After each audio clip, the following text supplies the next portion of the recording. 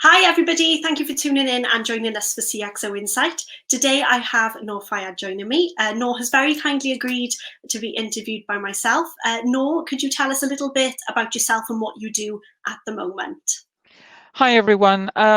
So I am a senior manager in Tech Arc and CIO advisory at KPMG at the moment. I have around 20 odd years of IT experience. It's quite a lot when I think about it now. Ranging from product development, cloud architecture to operating models and new product engineering. So yeah, I had quite of a spin, not just around the UK, but also the Middle East and Europe. So yeah, this is me. Fantastic. 20 years is a very long time. It is. What do you see at the moment as being the biggest IT challenge at the moment? So as of today, we are challenged by many things. Obviously, the current situation, the current atmosphere is challenging everyone. So how can we scale up very quickly and very rapidly into the digital realm and the digital sphere to meet our clients and meet our customers' needs? How do we harness the power of the swipe culture? I call it the swipe culture, really. So when you go online for I don't know, for dating, for example, you swipe right or left. You swipe right to buy now, right? And you go through different user journeys that kind of target you and kind of push you on a specific way. So how can we harness all of these technologies, these disruptive emerging methodologies and techniques and ways of working? How can we harness that? I believe this is the biggest IT challenge at the moment. And not only this, but also how can the IT be in lockstep with the business? So it's not just, we're not doing IT for the sake of IT. We're doing IT for a greater good, for a greater purpose. So how can we make sure that our investments are really, really addressing and delivering the value the business is expecting? Again, this is one of the biggest IT challenges. So how would you look at overcoming these sorts of challenges?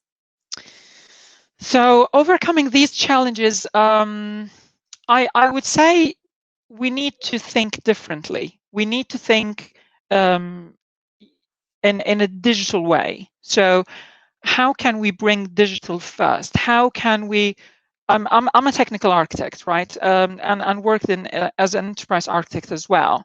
And there is an emerging pattern of thought shifting from the traditional way of architecting an enterprise, or how we used to look at or the service-oriented architecture. So how can we bring these new thoughts that are emerging into these concepts and derive a new digital enterprise architecture, a truly digital enterprise architecture? I think this is the key fundamental way of overcoming. And how can we bring the business to technology? How do we democratize the technology? Otherwise, it's we go back again to the old ways. It's a silo where, okay, the business wants something, we chuck it over the fence to the IT guys to take care of it. No, this is not going to fly anymore. We need to be in lockstep together. This is how we can move forward. Fantastic. So how would you say you're keeping up to date with new trends and technologies at the moment? I have to say I'm in a very lucky position at the moment working at KPMG. We get to see different clients. We get to see different emerging patterns. We get to see a lot of technologies going up and some technologies going down, which is absolutely fine. So I'm in a very lucky position, and keeping hands-on is how I personally stay up to date. How can I do the technology and embrace the technology, not just read about it, but how can we implement it to its fullest, either internally within KPMG or externally with the clients? Because you will not know what a technology if is fit for purpose or not unless you actually use it. and also building a small community of professionals who will always come along with you and have this kind of thought leadership, and work together on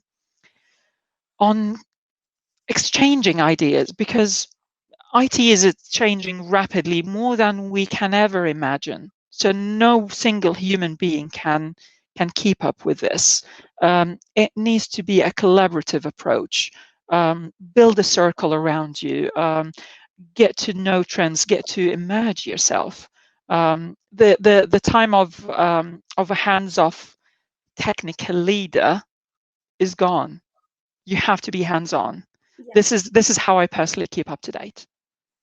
It sounds like there's a lot of trial and error around that. Absolutely, absolutely, and we have to embrace that. Yeah, absolutely. So with the current situation around COVID-19 that we mentioned earlier, how do you predict the future of the workplace evolving within the next 2 years? Wow. Let me give you two examples. One is from actually one of the oldest organizations in the UK, which is the Church of England. Right. The Church of England, 4 months ago, had no intention whatsoever to go digital, or even those who had digital interests were kind of small pockets here and there. But then COVID-19 kicked in. Lo and behold, everyone is going digital. So COVID-19 threw a spanner in the works for a lot of organizations, and it was tremendous how a single tiny virus was able to do what many CIOs and CXOs were always wanting to do in terms of digital transformation. So how do I see this happening in the future? There will be more acceleration. There will be more adoption for cloud. There will be more adoption for digital enterprise. Technology is no longer going to be looked at as a workshop or something that we do on the side, but this is our business. There will be a tight integration. And let me give you another example from the things that we are doing at KPMG. So we're starting off an initiative which we are calling Restart in the UK. So Restart in the UK is basically, how can we enable businesses and equip them, and our clients, how can we equip them with the processes, the tools, and the platforms so that they can go back to work safely and support their clients and customers and move forward rapidly within that digital enablement. We don't know whenever things will go back to normal. Perhaps this is our new normal. So at KPMG, we're taking this a bit further and reaching out to our clients. This is our platform. These are our processes, and this is what we want to offer you. So it's a very unique position that we're in. We're at now. So yeah. Obviously, I take it you're working from home, as most people are at the moment. With KPMG, how have your colleagues reacted to sort of working from home? Has it been easy for them, or has it been quite a difficult change? I have to say it was seamless. I mean, I joined KPMG almost 2 or 3 weeks before the lockdown, and I have to say I haven't felt much of a difference of how we work, really. From being in the office to working from home, well, in the home office, it hasn't changed a lot. I think again, this is going back to the nature of the business and how we also built our teams internally within KPMG, and how we enabled everyone beforehand, before anything happened, to be able to work remotely. Yeah, this it has been absolutely astonishing. Brilliant. That's good. It's always a good reaction, isn't it? When Absolutely. doing it right makes it easier for everybody. I mean, we always knew that we are able to work remotely, but we didn't really think of how far we can go working remotely, and we have gone really far. It's fantastic. Yeah. as you said, a lot of people didn't know they could work from home until we had to. And I've heard a lot of people say that people are working harder, they're working more with regards to hours. So it's great to see a lot of people putting the effort in as well. Absolutely. Brilliant. Just to finish up, Nour, I was just wondering if you were happy for me to mention some of the fantastic work you're doing as a LGBT plus activist. Right.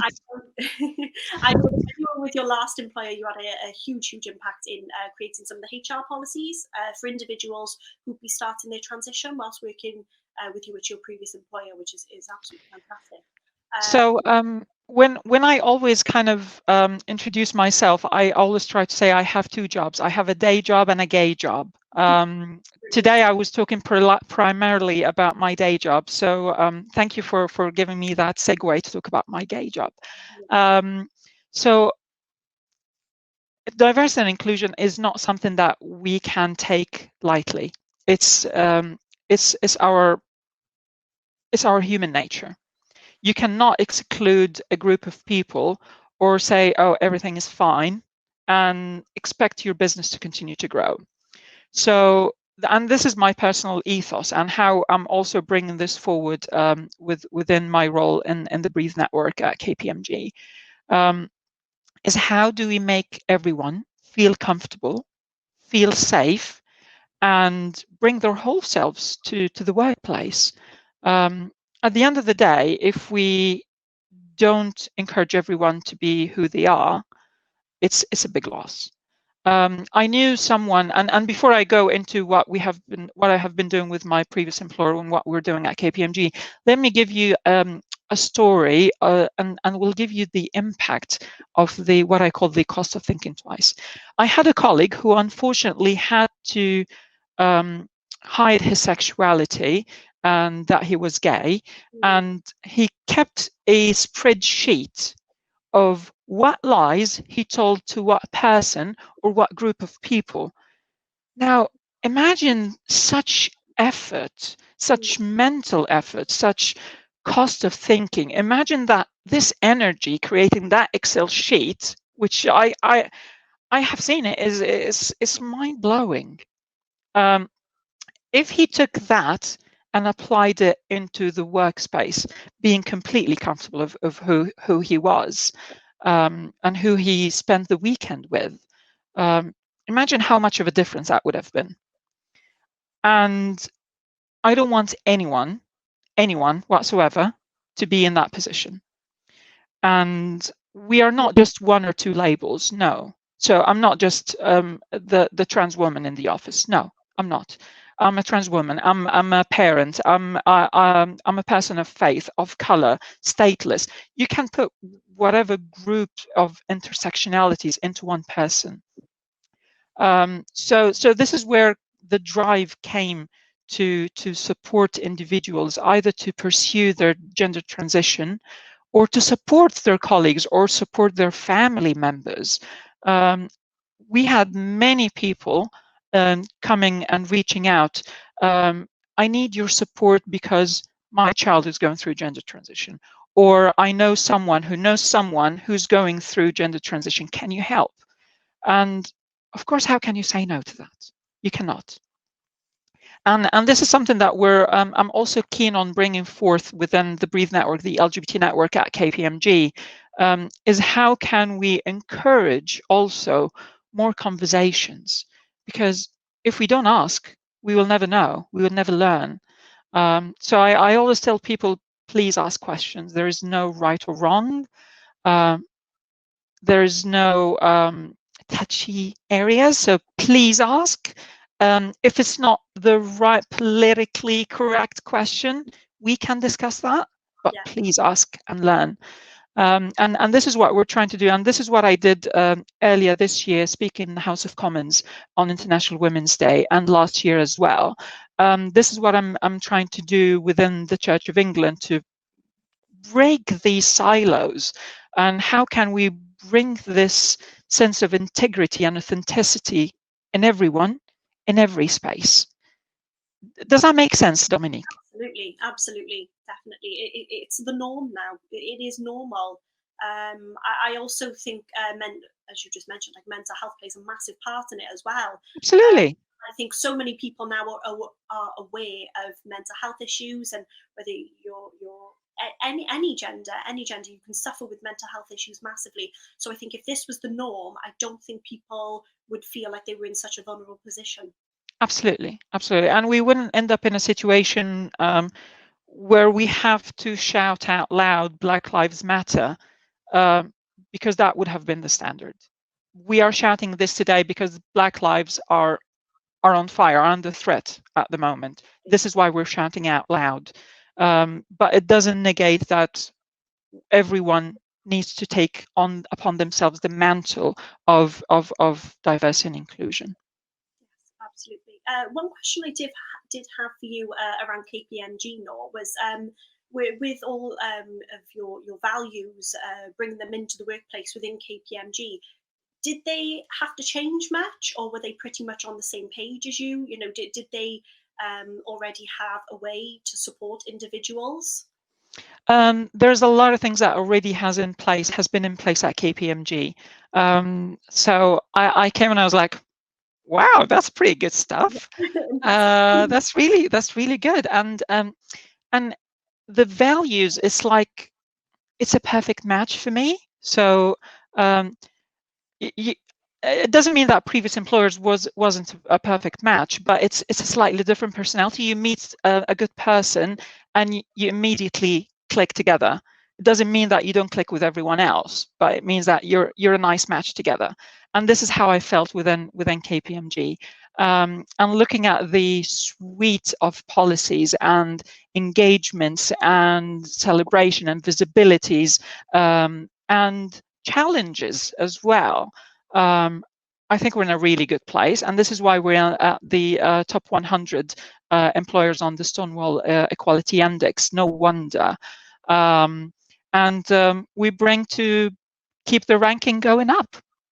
So Fantastic. Pray for us, guys. Brilliant. Fantastic. Nour, thank you so much for your time today. It's been great to see you again, and I really hope we get to meet in person again very, very soon. To anybody who has tuned in and is watching, thank you for doing so. And don't forget, you can also catch up on demand wherever you are in the world. Thank you very much, and stay safe.